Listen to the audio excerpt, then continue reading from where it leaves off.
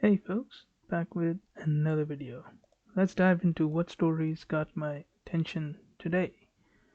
Starting with the Ethiopia, as it starts to wind up the war. In a text message to Reuters, Debretsion Gebre Mikhail, who heads the Tigray People's Liberation Front, denied reports that he had fled to South Sudan and said he was still resisting in Tigray. Belen Sion, the spokeswoman for the Prime Minister Abiy Ahmed, told Reuters that Debretsion should be ignored. Now, there was no immediate comment from the Eritrean government, though at the start of the conflict it had denied involvement. The European Union called for peace in Tigray region. The Ethiopian government launched a manhunt on Sunday. Now, in the evening of November 28, Abiy Ahmed said federal troops had taken control of the Tigrayan capital Mekelle within hours of launching an offensive there, causing grave concerns over the protracted street fighting and shelling in the city of 500,000 people. Meanwhile, the members of the European Parliament expressed their deep concern by the current armed conflict between the federal government of Ethiopia and the regional administration of Tigray led by the Tigray People's Liberation Front, including the ongoing violence and allegations of serious breaches of fundamental human rights. They call on both parties to commit to an immediate ceasefire and to settle political differences by democratic means within the framework of the country's constitution.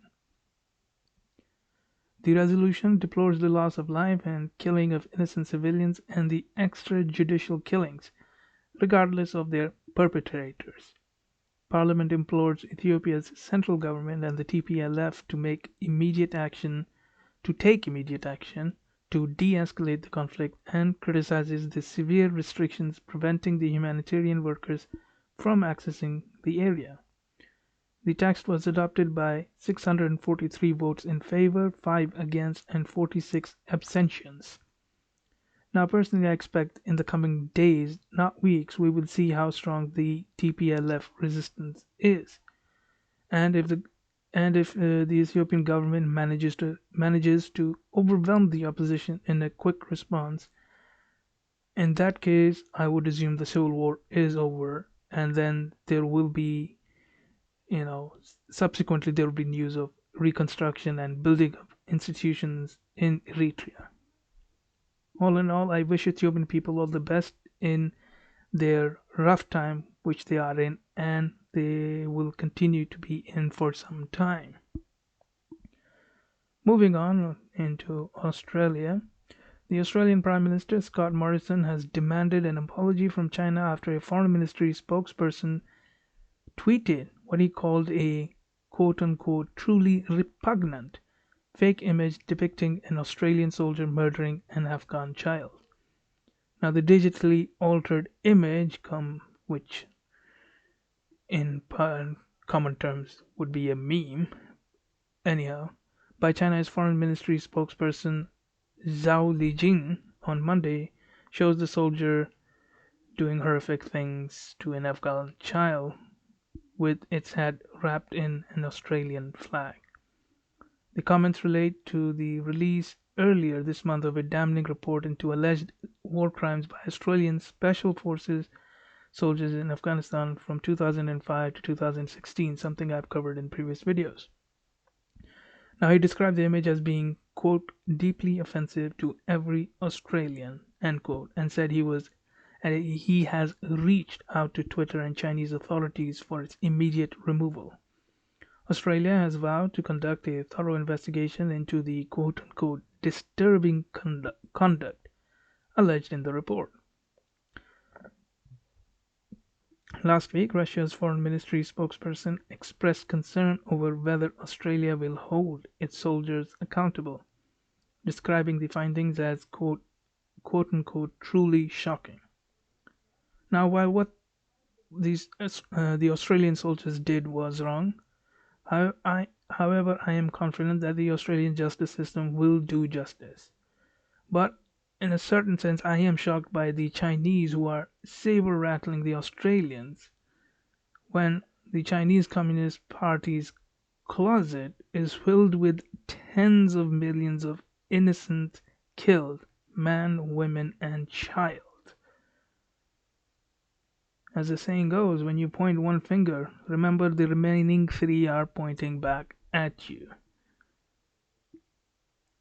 Moving on into Thailand, hundreds of protesters, many carrying inflatable ducks which have become a protest mascot of have gathered to march had gathered to march to the 11th Infantry Regiment, one of the two units that were moved under the King's command in 2019.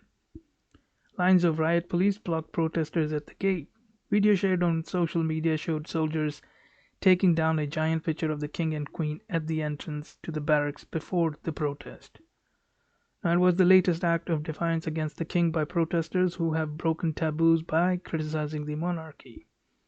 The Thai constitution says the monarchy must be revered and laws ban insulting the institution. Parit, quote unquote, penguin, Chivarak is among several protest leaders who already face charges under lèse-majesté laws against insulting the monarchy after his speeches at previous rallies. At the barracks, an advance guard of protesters set about removing razor wire barricades. The Foreign Ministry said in a statement that the country adhered to the rule of law, but that the right to freedom of speech must be kept within it. The most prominent leaders of Thai anti-government protests presented themselves at a police station on Monday to hear charges of insulting the monarchy of King Maha Vajiralongkorn, but said they would not be deterred from their demonstrations. It is the first time in more than 2 years that anyone has been charged with lèse-majesté Article 112 in the Thai Criminal Code, which can mean a jail sentence of up to 15 years. Rights lawyers and protest leader Anon Nampa was joined by Panupong, quote, Mike Rayon, end quote, Jadnok, Panyusa, quote unquote, Rang, Sithijirwat Tanakul, and Parit, quote unquote, penguin, Chivarak. Now, they did not say whether they would plead guilty. A total of 7 protest leaders face royal insult charges. They and dozens of other protesters face other charges relating to demonstrations since July. And the protesters seek the removal of Prayut, the Prime Minister of Thailand, accusing him of engineering last year's election to keep hold of power. While the Prime Minister says the vote was fair. Protesters also want to replace the constitution, which was drawn by Prayut's former junta and then modified by the king.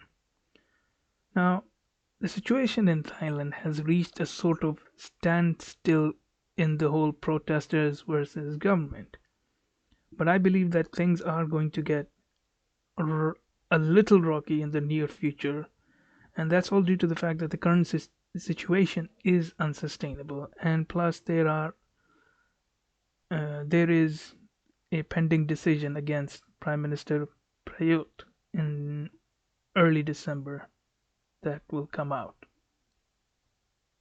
Moving on into France, the French activists fear that a proposed new security law will deprive them of a potent weapon against abuse, the cell phone videos of police activity, threatening their efforts to document possible cases of police brutality, especially in impoverished immigrant neighborhoods.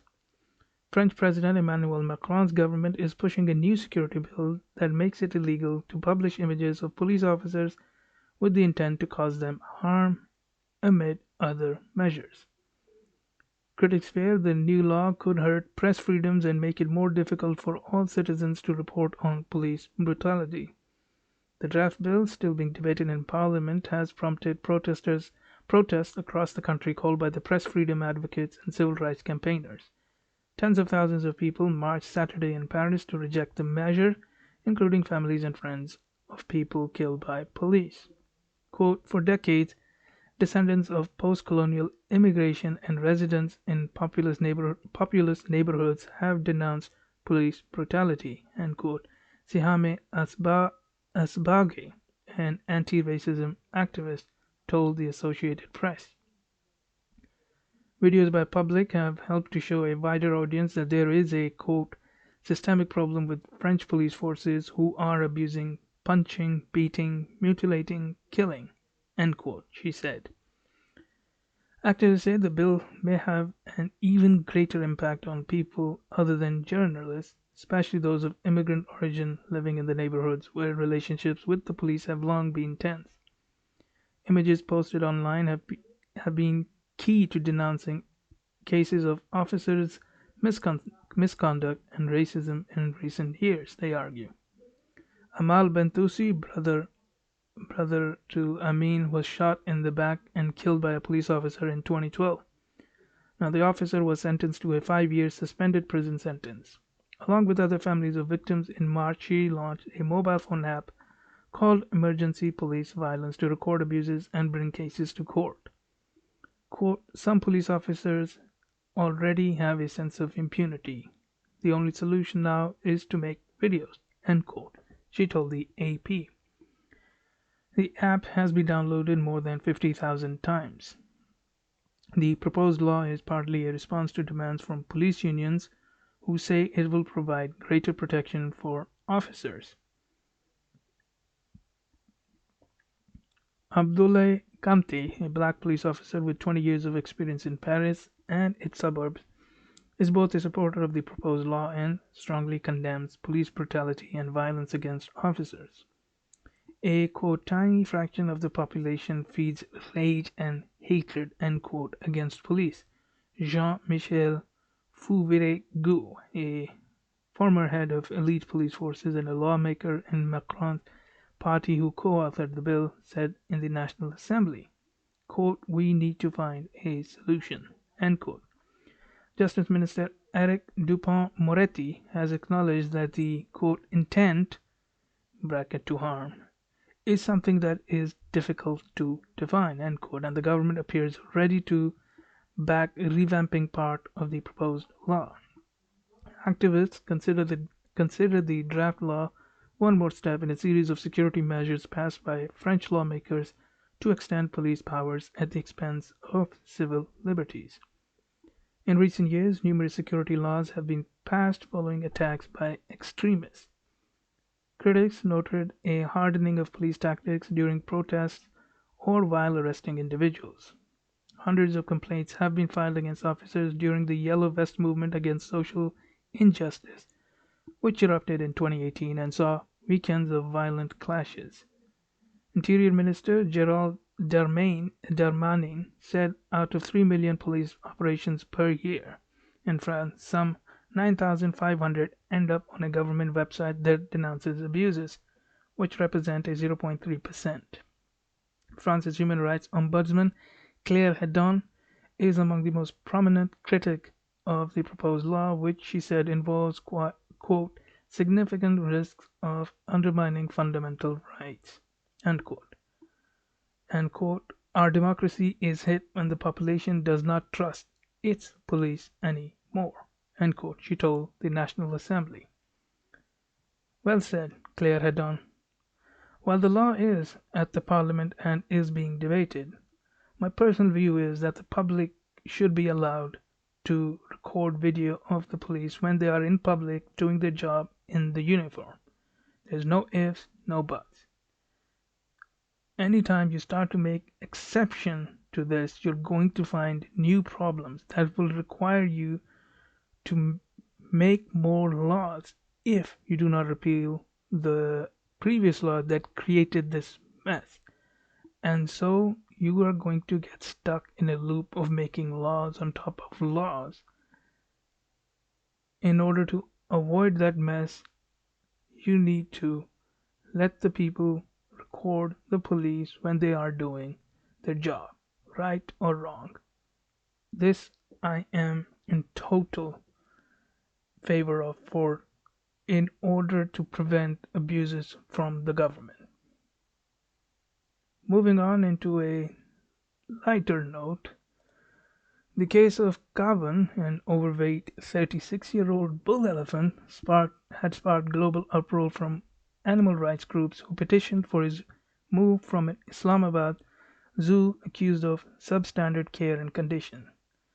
The Pakistan's lonely elephant Kaavan arrived in Cambodia by cargo plane on Monday to start a new life with fellow pachyderms at a local sanctuary, the culmination of years of campaigning for his transfer by American singer Cher.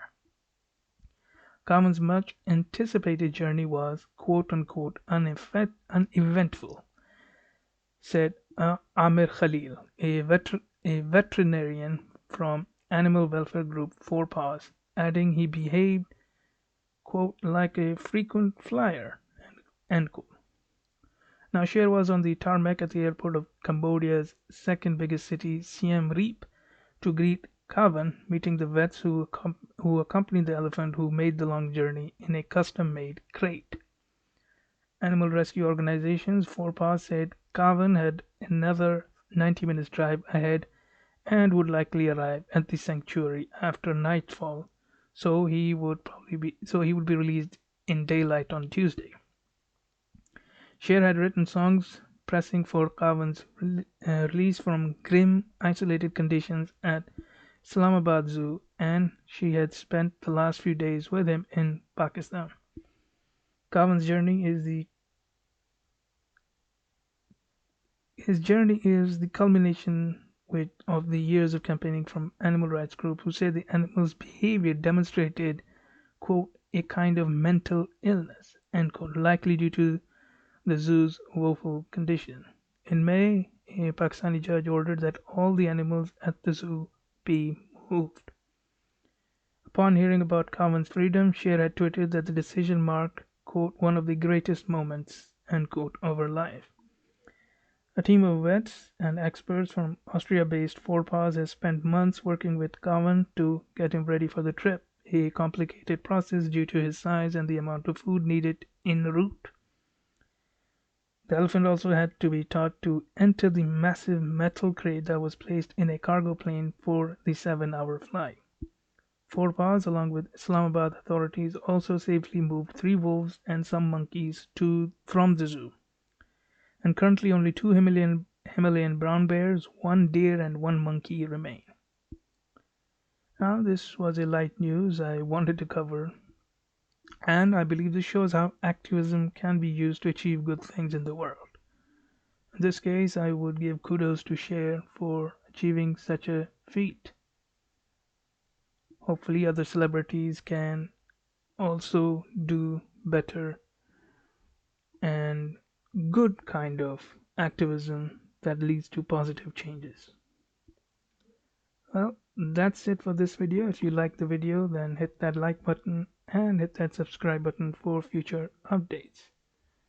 Write in the comment sections your thoughts, criticisms, and anything I might have missed. And all the news sources are in the comments in the description box below, and I will see you in the next video.